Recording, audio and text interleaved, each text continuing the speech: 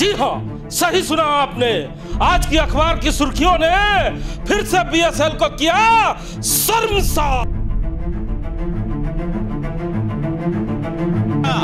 Junior officer परीक्षा घोटाला में सीबीआई ने दर्ज किया एफआईआर।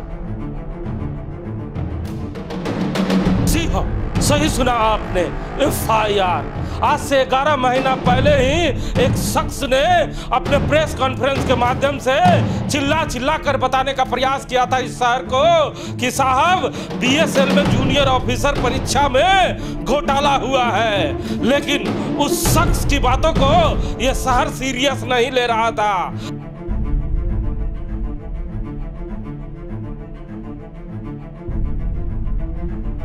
शख्स के पूछे गए प्रश्न के जवाब आज दिखने लगे हैं और बीएसएल के कई अधिकारियों पे आज सीबीआई ने एफआईआर दर्ज किया है। सबसे पहले आपको 11 महीने पीछे लेके चलते हैं और सुनाते हैं उस शख्स का ये बयान। एक गढ़ है जिसको बोलिएगा, जैसे हम बता रहे कुछ आपको उदाहरण के रूप में देना चाहेंगे कि हम पत्राचार कर करके लगे हुए हैं और हमारा जवाब भी आ रहा है। जैसे जूनियर ऑफिसर में अनियमितता पाया गया था, जूनियर ऑफिसर में जब हम आरटीआई के द्वारा उनसे हम जवाब मिला तो हमको उस जवाब हैरान हो गए।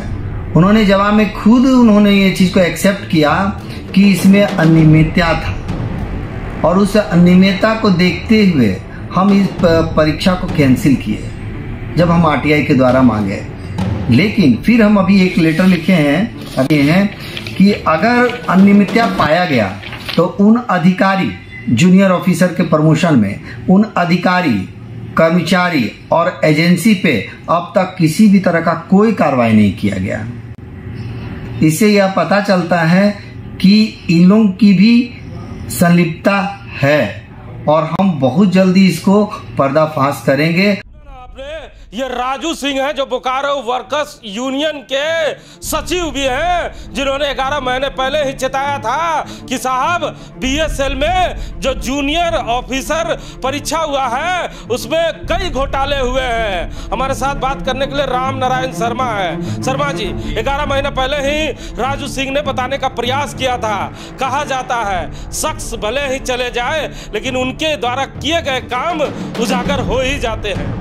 जी बिल्कुल, आप सही देख रहे हैं कि जो 11 महीने पहले एक पहल हुई थी, बोकारो स्टील प्लांट के एक यूनियन के सचिव ने आवाज़ उठाई थी कि बोकारो में जो जूनियर ऑफिसर की परीक्षा हुई उसमें भारी गड़बड़ी हुई है और बड़ा घोटाला हुआ है, जिसको लेकर उन्होंने बार बार आवाज़ उठाई थी। लेकिन उस समय लोगों ने सीरियसली नहीं लिया। लेकिन कहा जाता है कि जिस चीज़ को आप शिद्दत से करते हैं उस पर एक ना एक दिन जरूर काम बनता है। और अब देख लीजिए उसी परीक्षा में सीबीआई ने खुद एफआईआर दर्ज कर दिया है बोकारो के उस परीक्षा को लेकर। अच्छा, इसके पहले जब राजू सिंह ने इस तरह की बातें कही थी उसके बाद कई तरह का उन्हें परेशानियां का सामना करना पड़ा था और राजू सिंह ने खुद प्रेस मीडिया में आकर बताया था कि किस तरह उनके बिजली को काट दिया जा रहा था, उनके मकान की जांच शुरू हो गई थी, उनके अस्पताल पे सवाल उठने लगे थे।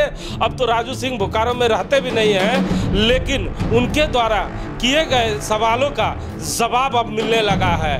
कागज मरा नहीं करता है शर्मा जी।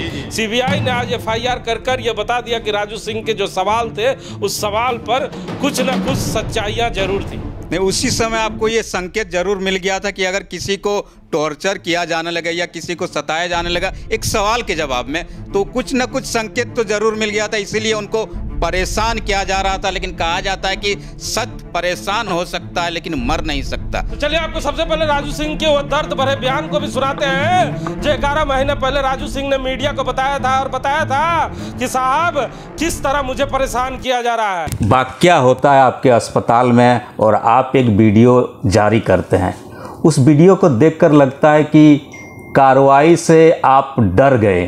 अभी तक नहीं लग रहा है कि एक अस्पताल का बिजली की लाइन को काट दिया जाएगा और हम डरे इसलिए थे कि बहुत सारा मरीज गंभीर था, वहाँ बूढ़े लोग भी थे जिसका ऑक्सीजन चल रहा था, छोटा छोटा बच्चा भी था, जो हमको लगा ना कि बीएसएल के अधिकारी पे अगर किसी भी तरह का कोई हादसा हो जाता, किन्हीं की मौत हो जाती, तो इसका तो जवाबदेही जो था, इनका जो जवाब लेने वाला, अगर किसी भी तरह का कोई कार्रवाई होता तो वो बीएसएल के अधिकारी पे ही होता। लगता है कि भगवान भी उनकी सुन लिए, उन मरीज का जो है, जो सीरियस थे, जो मरीज था, जो संवेदनशील। तो सुना ना आपने इस बयान को, राम नारायण शर्मा साहब ने ही इंटरव्यू किया था। राजू सिंह ने आपको दर्द तो जरूर बयान किया था।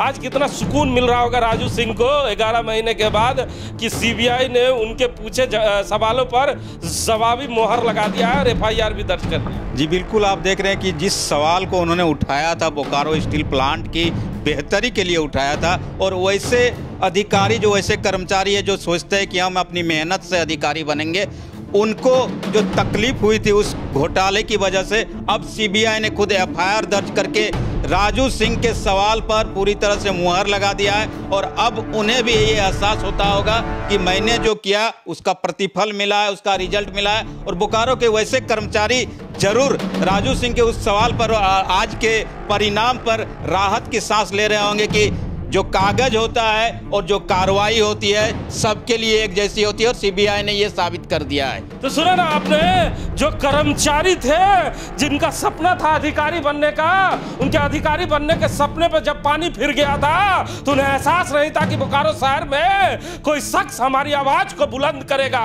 लेकिन आज से 11 महीने पहले जिस शख्स ने उनके आवाज को बुलंद करने का प्रयास किया, लेकिन उनके आवाज को दाबने के लिए बोकारो में कई समस्या उस पे लाया गया, उसके बाद भी 11 महीने बाद यह सच्चाई बाहर निकल कर आई है। अब सीबीआई ने उन अधिकारियों पे एफआईआर दर्ज कर 11 महीने पहले पूछे गए राजू सिंह के सवाल का जवाब इस शहर को दे दिया है कि कहीं ना कहीं उस शख्स ने जो सवाल पूछा था वो सवाल सही था।